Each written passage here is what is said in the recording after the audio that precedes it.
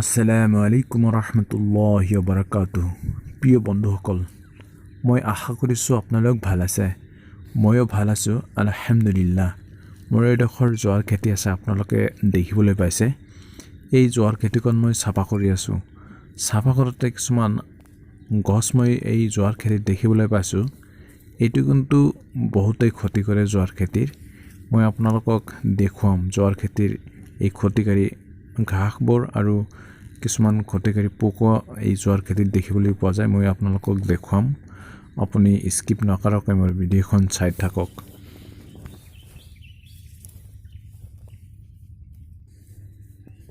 Video' বনাই আছোঁ বুলিয়েই যে মই খেতি সম্পৰ্কে বহুত কিবা কিবি জানো তেনেকুৱা কিন্তু কথা নহয়। আচলতে মই ইমান দিনে কোনো খেতি বাতি কৰা নাছিলোঁ। মোৰ দেউতা এজন খেতিয়ক হ'লেও মই এতিয়াহে খেতি বাতিৰ প্ৰতি মোৰ এটা আগ্ৰহ জন্মিছে। সেইকাৰণে মই এইটোত কৰিবলৈ আৰম্ভ কৰিছোঁ আৰু মোৰ ভালো লাগিছে। আচলতে গছপুলি ৰোৱা, গছপুলিৰ গুৰি চাফা কৰা, এইবোৰ বহুত শান্তি লাগে। আপুনি নিজে নকৰিলে মই এইটো আপোনাক বুজাব নোৱাৰিম যে কিমান শান্তি লাগে। গছে যেন আপোনাৰ লগত কথা পাতে। জোৱাৰ খেতিৰ বাবে এবিধ ক্ষতিকাৰী গছৰ কথা মই আপোনাক কৈছিলোঁ। এতিয়া এই যে গছজোপা দেখিবলৈ পাইছে, এইটো হয়। এইটো আপোনাৰ জোৱাৰ খেতিত বহুত ক্ষতি কৰি থাকে। এই গছজোপাৰ শিপা বহুত দীঘল হয় আৰু সাৰ পানী আপুনি যিবোৰ খেতিত দিব সেইবোৰ আপোনাৰ এই গছজোপাই শুহি ল'ব। শুহি লোৱাৰ ফলত কি হ'ব জানেনে? আপোনাৰ জোৱাৰ গছবোৰ দুৰ্বল হৈ পৰিব। সেইকাৰণে এই গছবোৰ সৰু থাকোঁতে আপোনাৰ চাফা কৰি দিলে কোনো প্ৰব্লেম নহয়। বেলেগ ঘাঁহ এজোপা দুজোপা থাকিলেও আপোনাৰ সিমান প্ৰব্লেম নহ'ব, কিন্তু যিটো গছ আপোনাক দেখুৱালোঁ এইটো আপোনাৰ খেতিত থাকিলে আপোনাৰ খেতিৰ ক্ষতি সাধন হ'ব। আৰু এই গছজোপাৰ নাম কিন্তু মই নাজানো। ক্ষতি হয় এইটো জানো, কিন্তু নামটো মই নাজানো। বেলেগ এজনৰ পৰা শুনা পাইছিলোঁ যে এই গছজোপাৰ নাম বিস্কাটালি বুলি কোৱা হয়, কিন্তু এইটো সঁচানে হয়নে নহয় মই নাজানো। যদি কোনোবাই জানে তেনেহ'লে মোক অলপ জনালে ভাল হ'ব, কমেণ্ট বক্সত জনাব। জোৱাৰ খেতিৰ বাবে আৰু এবিধ ক্ষতিকাৰী গছ আপোনাক দেখুৱাই আছোঁ। এইটো আপোনাৰ বহুত ক্ষতি কৰে জোৱাৰ খেতিৰ বাবে। সেইটো মই আপোনাক দেখুৱাম এতিয়া চাওক, এই যে গছজোপা আছে, এইজোপা গছ আপুনি চাইছে, এইটো আপোনাৰ বহুত ক্ষতি কৰে জোৱাৰ খেতিৰ বাবে। আগতটো দেখুৱাইছিলোঁ যে শিপা দীঘল হয়, এইটোৰো শিপা দীঘল হয়, কিন্তু এই গছজোপাও বহুত দীঘল হয়। জোৱাৰ গছৰ ওপৰেদি এইটো উঠি যায় এসময়ত। সেইকাৰণে এইটো আৰু এই দুজোপা গছ আপোনাৰ জোৱাৰ খেতিৰ পৰা চাফা কৰি দিব লাগিব। আৰু এটা দেখিবলৈ পাইছে, এটা গছৰ পাত হৈছে ক্ষীণ আৰু এটা গছৰ পাত হৈছে চেপেটা। যিটো সেইটো হৈছে আপোনাৰ বেঙেনা গছ যেনেকুৱা, বেঙেনাৰ গছৰ পাত যেনেকুৱা, ঠিক তেনেকুৱাই দেখিবলৈ পোৱা যায়। আপুনি দেখিবলৈ পাইছে এই যে ক্ষীণ যিটো প্ৰথমতে কৈছে এইটো হয়, আৰু হয় এই যে এইটো আপোনাৰ প্ৰথমত দেখুৱাইছিলোঁ, এইটো এটা। আৰু বেলেগ এটা সেইটো হৈছে আপোনাৰ বেঙেনা গছৰ পাত যেনেকুৱা দেখিবলৈ, ঠিক তেনেকুৱাই প্ৰায় আপুনি দেখিছে ভিডিঅ'ত। আৰু দেখুৱাম, আপুনি চাই থাকক। গছবোৰে যেন মোৰ লগত কথা পাতি আছে, পানীৰ নাটনিৰ কথা বাৰে বাৰে মোক কৈ আছে। সেইকাৰণে মই খুব কম সময়ৰ ভিতৰত মই এই গছবোৰত পানী দিম। আৰু পানী দিয়াৰ পিছত আপোনালোকক মই দেখুৱাম ইহঁতৰ চেহেৰা, ইহঁতৰ স্বাস্থ্য কেনেকুৱা হয়। আৰু এতিয়া আপুনি চাব, এই যে গছজোপা, এইটো আপোনাৰ খেতিৰ বহুত ক্ষতি কৰে। যিটো কথা মই কৈ আছিলোঁ, পাতবোৰ যেন বেঙেনাৰ গছৰ পাতৰ দৰে, কিন্তু আচলতে এইবোৰ গছ খেতিত নৰখাটোৱে ভাল। এই যে আৰু এটা দেখিবলৈ পাইছে, এই দুটাই হয়, এই দুটাই বেছি ক্ষতি কৰে। আৰু বেলেগ থাকিব পাৰে, বেলেগ গছত থাকিব পাৰে, বেলেগ ঘাঁহ আৰু ভয়ংকৰ ঘাঁহ থাকিব পাৰে, কিন্তু মোৰ খেতিত দেখিবলৈ পোৱা এই দুবিধ গছে মোৰ বেছি ক্ষতি কৰে। সেইকাৰণে মই আপোনালোকক দেখুৱালোঁ। আৰু ক্ষতি কৰা পোক আপোনাক দেখুৱাম মই। আপুনি ভিডিঅ' চাই থাকক।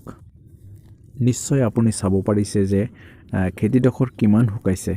শুকোৱাৰ কাৰণে গছবোৰে ভালকৈ খাদ্য শোষণ কৰিব পৰা নাই।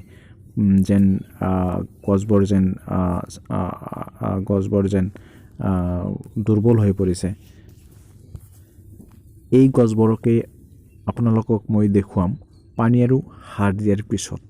যেতিয়া পানী আৰু সাৰ দিম, এই গছবোৰৰ স্বাস্থ্য চেহেৰা কেনেকুৱা হ'ব আপুনি দেখিলে আচৰিত হ'ব। তেতিয়া চালেই ভাল লাগিব। চাৰিওপিনে চাম, যিফালে চাম মই সিফালে সেউজীয়া লাগিব, সেউজীয়া দেখাব আৰু গছবোৰ আৰু বেছিকৈ ডাঙৰ হ'ব, পাত বেছি হ'ব, পাতবোৰ সেউজীয়া হ'ব। মানে কিমান যে ভাল লাগিব তেতিয়া আপুনি চালে গম পাব। তেতিয়া কেনেকুৱা হ'ব আৰু এতিয়া কেনেকুৱা আছে, এইটোৰ পাৰ্থক্য বুজাবলৈ আপোনাক মই খেতিডৰা ভালকৈ ঘূৰাই দেখুৱাই আছোঁ। চাওক আপুনি খেতিডৰা এনেকুৱা আছে বৰ্তমান, আৰু পিছত সাৰ আৰু পানী দিয়াৰ পিছত কেনেকুৱা হ'ব মই আপোনাক দেখুৱাম। দেখিলে আপুনি গম পাব যে পৰিৱৰ্তনটো কেনেকুৱা হৈছে। আপুনি দেখিলেই গম পাব, আপুনি নিশ্চয় দেখিব। এই গছটো কিন্তু পোকে সৰ্বনাশ কৰিছে, আপুনি জানেনে? এই গছজোপা পোকেই খাইছে। মই এইটো উলিয়াম, এইটো গছ আৰু নহয়, যেই নাথাকে এইটো ছিঙি পেলাম। এতিয়া ছিঙি মই ভালকৈ চাম পোকটো ক'ত আছে। নিশ্চয় এইটো পোকে খাইছে, আৰু এইটোৰ গুৰিটো মই আগত উলিয়াম। গুৰিটো উলিয়াই মই চাম পোকটো গুৰিত আছে নে ওপৰত আছে। ওপৰত থকা যেন অনুমান হৈছে, আগত উলিয়াই চাওঁ গুৰিত মই দেখি আছোঁ। হয়, গুৰিত দেখি আছোঁ। গুৰিত পোকটো আছে নেকি নে নাই? ইয়াত পচি গৈছে, চাওক। গুৰিত নাই বুলি, নাই, গুৰিত পোক নাই। ইয়াত এনেই পচি গৈছে, বহুত আগত খোৱা বুলি অনুমান হৈছে। এইটো পচি গৈছে। আৰু চাওক, এইটো পাত এটাকৈ উলিয়ালেই যদি থাকে উলিয়াই যাব।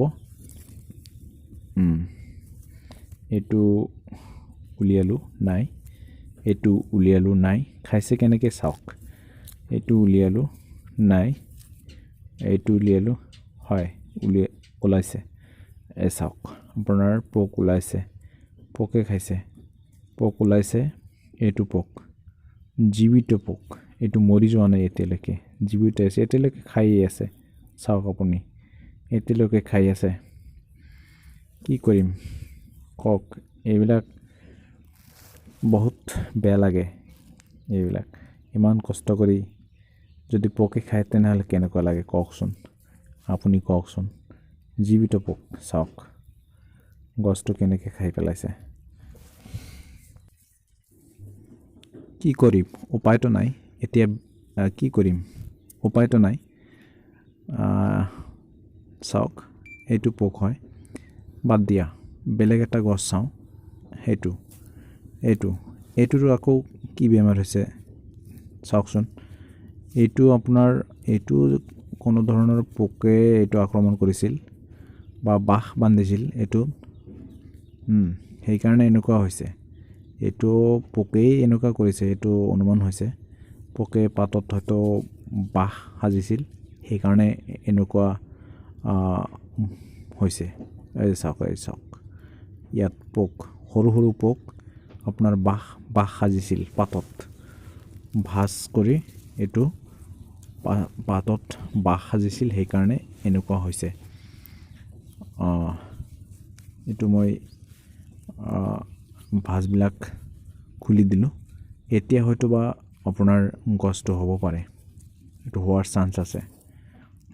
ভাঁজবিলাক মই খুলি দিছোঁ। এতিয়া গছজোপা হয়তো বা হ'ব পাৰে। মই পিছত এইটো চাম হয়নে নহয়, হোৱাৰ সম্ভাৱনা বেছি আছে। এইটো আপুনি মোৰ চেনেলটো ছাবস্ক্ৰাইব কৰিব আৰু ভাল লাগিলে লাইক কৰিব। থেংক ইউ, আপোনাক ধন্যবাদ জনাইছোঁ মোৰ ভিডিঅ'টো গোটেইখিনি চোৱাৰ বাবে। Thank U.